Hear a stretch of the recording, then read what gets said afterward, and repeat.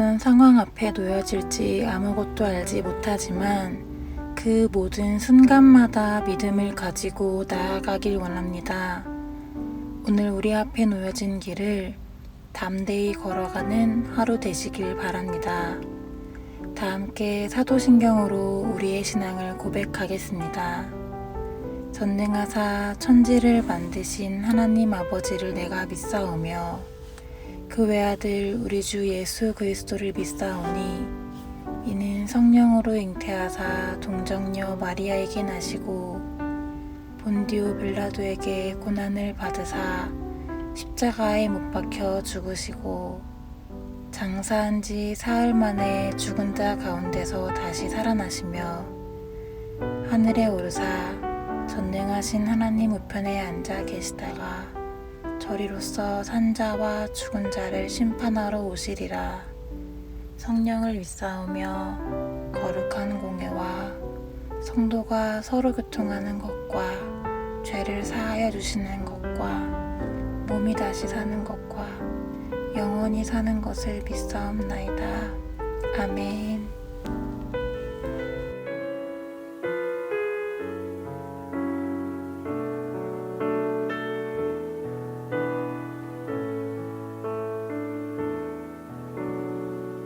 나의 영혼이 잠잠히 하나님만 바라미요 나의 구원이 그에게서 나는 도다 나의 영혼아 잠잠히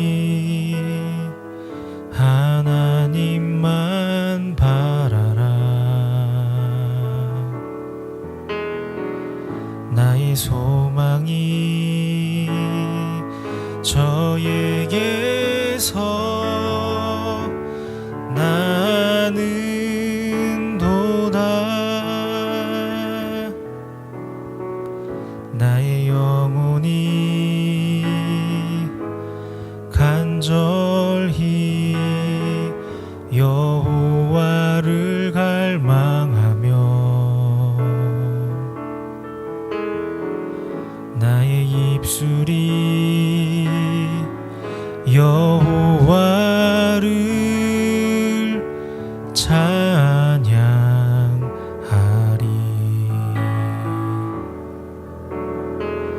나의 영혼이 즐거이 여호와를 따르리니 나의 평생에 여호와를 송축하리 오직 주만이 나의 반석 나의 구원이시니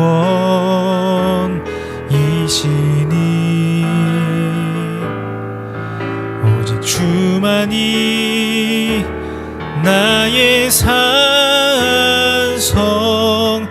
내가 요동치 아니하리 오직 주만이 나의 반석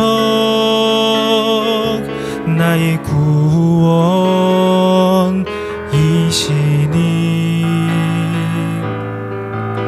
오직 주만이 나의 산성 내가 요동치 아니하리.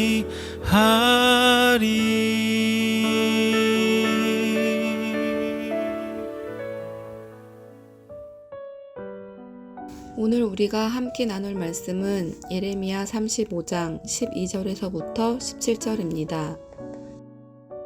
그때 여호와의 말씀이 예레미야에게 임하여 이르시되 만군의 여호와 이스라엘의 하나님께서 이와 같이 말씀하시니라.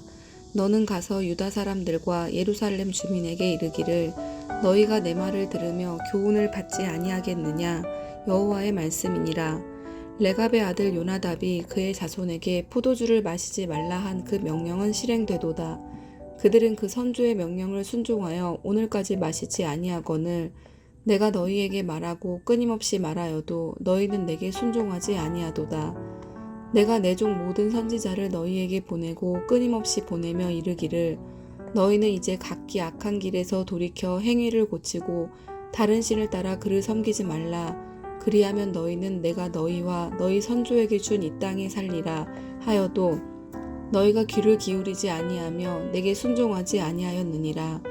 레갑의 아들 요나답의 자손은 그의 선조가 그들에게 명령한 그 명령을 지켜 행하나 이 백성은 내게 순종하지 아니하도다.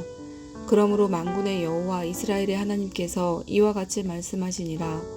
보라, 내가 유다와 예루살렘의 모든 주민에게 내가 그들에게 대하여 선포한 모든 재앙을 내리리니 이는 내가 그들에게 말하여도 듣지 아니하며 불러도 대답하지 아니함이니라 하셨다 하라. 아멘.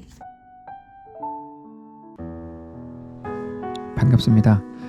오늘 예레미야 35장 12절부터 17절까지를 중심으로 길이라는 주제의 말씀을 함께 나누겠습니다.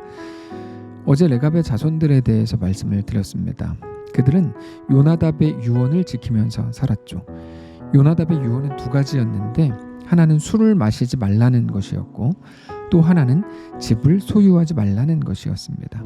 한마디로 이 땅에서 안정과 기쁨을 구하지 말라는 것이었죠. 오직 하나님 나라에 속한 것들을 구하라. 이것이 요나답의 유언의 핵심이었습니다. 근데 그것은 단지 어떤 힘든 훈련에 불과한 게 아니고 그들이 생각하지 못했던 놀라운 결과를 가져오게 만들었죠. 세상 사람들이 모두가 빼앗긴 것 때문에 고통스러워할 때 그들은 빼앗길 것이 없었기 때문에 그것으로 인한 고통이 없었다는 겁니다. 예레미야가 그들을 불러다가 술상을 차려놓고 마시라고 하죠. 그러자 그들은 예레미야가 주는 어떤 시험과 유혹에도 넘어가지 않았습니다. 그때 하나님의 말씀이 예레미야에게 임했습니다. 하나님께서는 시대가 이렇기 때문에 우리도 어쩔 수 없었습니다. 우리도 바알을 섬길 수밖에 없었고 우리를 위협하는 애굽과 바벨론에게 잘 보일 수밖에 없었습니다. 세상이 이렇고 상황이 이런데 우리에게 어쩌란 말입니까? 라고 따지는 이스라엘 백성들에게 너희 말대로 모두가 그런 것은 아니다. 레갑 자손을 보라. 이렇게 말씀을 하시는 셈입니다. 13절입니다. 만군의 여호와 이스라엘의 하나님께서 이와 같이 말씀하시니라. 너는 가서 유다 사람들과 예루살렘 주민에게 이르기를 너희가 내 말을 들으며 교훈을 받지 아니하겠느냐 여호와의 말씀이니라. 레갑의 아들 요나답이 그의 자손에게 포도주를 마시지 말라 한 명령은 실행되도다. 그들은 그 선조의 명령을 순종하여 오늘까지 마시지 아니하거늘 내가 너희에게 말하고 끊임없이 말하여도 너희는 내게 순종하지 아니하도다. 그러면서 15절에서 이렇게 말씀을 주십니다. 내가 내 종 모든 선지자를 너희에게 보내고 끊임없이 보내며 이르기를 너희는 이제 각기 악한 길에서 돌이켜 행위를 고치고 다른 신을 따라 그를 섬기지 말라. 그리하면 너희는 내가 너희와 너희 선조에게 준 이 땅에 살리라 하여도 너희가 귀를 기울이지 아니하며 내게 순종하지 아니하였느니라. 레갑의 아들 요나답의 자손은 그의 선조가 그들에게 명령한 그 명령을 지켜 행하나 이 백성은 내게 순종하지 아니하도다. 그러므로 만군의 여호와 이스라엘의 하나님께서 이와 같이 말씀하시니라. 보라, 내가 유다와 예루살렘의 모든 주민에게 내가 그들에게 대하여 선포한 모든 재앙을 내리리니 이는 내가 그들에게 말하여도 듣지 아니하며 불러도 대답하지 아니함이니라 하셨다 하라. 이거는 야 레갑 자손은 이렇게 잘했는데 너희는 도대체 왜 그러냐 그러면서 비교하면서 그들을 다그치시는 게 아닙니다. 하나님께서는 너희가 정말로 살 길이 어떤 길인지에 대해서 말씀을 하시는 겁니다. 바벨론이 쳐들어왔을 때 레갑 자손은 손해볼 게 없었습니다. 가진 것이 없었기 때문입니다. 그들은 소유하려고 하지 않았고, 소유하려고 하지 않았다는 말은 그들이 놀고 먹었기 때문에 가진 게 없었다는 말이 아니라 오히려 가진 것들을 나누며 살았기 때문에 가진 게 없었다는 말이고, 소유하지 않았기 때문에 이 땅에 집착할 것도 없었고, 집착하지 않았기 때문에 빼앗길 것에 대한 두려움이 없었고, 빼앗길 것에 대한 두려움이 없었기 때문에 바벨론을 두려워할 필요도 없었던 겁니다. 그게 바벨론의 침략 앞에서도 그들이 담대하게 반응할 수 있었던 이유가 된다는 겁니다. 그러나 이스라엘은 정반대였습니다. 모든 것을 가지고 싶어 했고 하나님의 이름으로 더 가지고 싶어 했습니다. 지금 시대의 기독교인들과 너무나 닮았습니다. 어제도 말씀을 드렸지만 많은 사람들은 세상보다 더 많이 가지고 싶어 하고 더 높이 올라가려고 하고, 그게 마치 대단한 복인 것처럼 생각하지만 성경을 정직하게 보면 그렇게 말할 수 없다고 말씀을 드렸습니다. 세상에 더 익숙해지고 세상에 더 친숙해지고 세상에 더 많은 미련을 두기 시작하면 그때부터는 많은 것들이 두려워지기 시작합니다. 성도에게 요구된 하나님의 도전, 세상에서 믿음으로 살아가라고 하는 하나님의 도전에 대해서 머뭇거리기 시작합니다.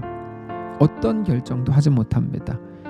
가진 게 없는데 그거를 손에서 놓지 않겠다면서 벌벌 떨게 되는 거죠. 그러나 지난 수요일에 나누었던 말씀을 성도 여러분 꼭 기억하셔야 됩니다. 우리는 죄라고 할 때 도덕적이고 윤리적인 복잡한 무언가를 생각하지만 성경은 죄에 대해서 아주 단순하게 말씀한다고 말씀을 드렸죠. 믿음으로 하지 않는 모든 것이 죄다. 이게 성경의 증언입니다. 믿음으로 하지 않기 때문에 어떻게 하죠? 머리를 써야 되고요. 계산이라는 걸 하게 되고 합리적인 결정을 하게 됩니다.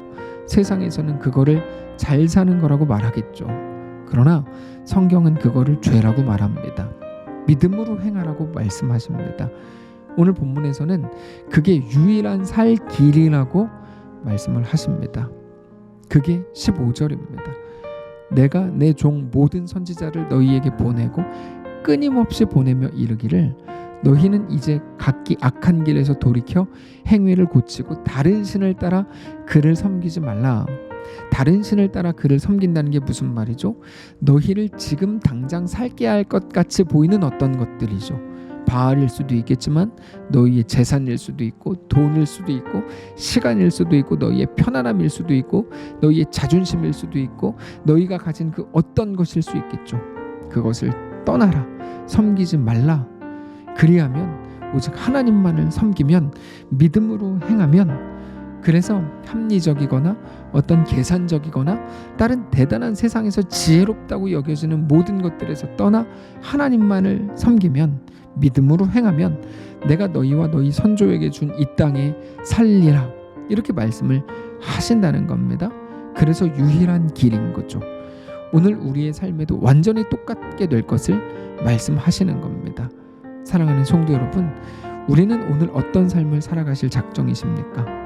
오직 우리 하나님이 우리의 살 길인 것을 믿으시기 바랍니다.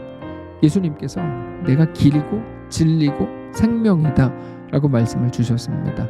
하나님만이 우리를 먹이시고 입히시고 살게 하시는 분이라고 아주 분명하게 말씀을 주신 겁니다. 그거는 단지 어떤 상징적인 의미가 있는 말이 아니고 지극한 사실이고 변하지 않을 진리입니다. 세상은 점점 변해가고 그래서 어떤 것도 모든 것이 달라진 것처럼 말하지만 그렇지 않습니다. 오직 하나님이 우리의 왕이시고 우리를 살리시는 분입니다. 하나님은 우리가 이 땅에서 더 잘 되도록 우리를 돕는 분이 아니고 우리가 그분 안에 거해야 되는 겁니다. 하나님은 우리의 도움이시죠. 성경의 표현이죠. 그러나 그 말은 우리를 옆에서 돕는다는 말이 아닙니다. 우리로 온전한 하나님의 백성 되도록 이끄신다는 말이죠. 오늘 우리가 어떻게 살아야 할지 우리 인생에 하나님을 끌어들이려고 하지 마시고 하나님께 우리가 그 속으로 나아가고 하나님께 나아가 그 안에 거하게 되는 삶이시기를 바랍니다. 오늘 하루의 삶을 하나님께서 또 우리에게 허락하셨습니다. 우리가 사는 길이 무엇인지, 우리 생명은 어디 있는지 확인하시는 오늘의 말씀이시기를 바랍니다. 기도하겠습니다. 살아계신 하나님 감사합니다. 오늘 우리에게 허락된 오늘의 삶을 살아가는 동안에 하나님만을 믿음으로 바라보게 하시고 믿음으로 모든 것들 결정하며 믿음으로 행하게 하옵소서. 오늘 우리의 믿음의 주인 되신 살아계신 예수님의 이름으로 기도합니다. 아멘. 사랑하는 성도 여러분, 하나님께서 오늘 하루를 우리에게 허락하셨습니다. 믿음으로 승리하시길 바라고 우리를 살게 하고 우리가 걸어가게 될 유일한 길이 어떤 길인지 말씀을 통해 확인하여 우리에게 허락된 모든 인생 속에서 넉넉하게 그 길 걷게 되는 귀한 주의 백성들 되시기를 축복합니다.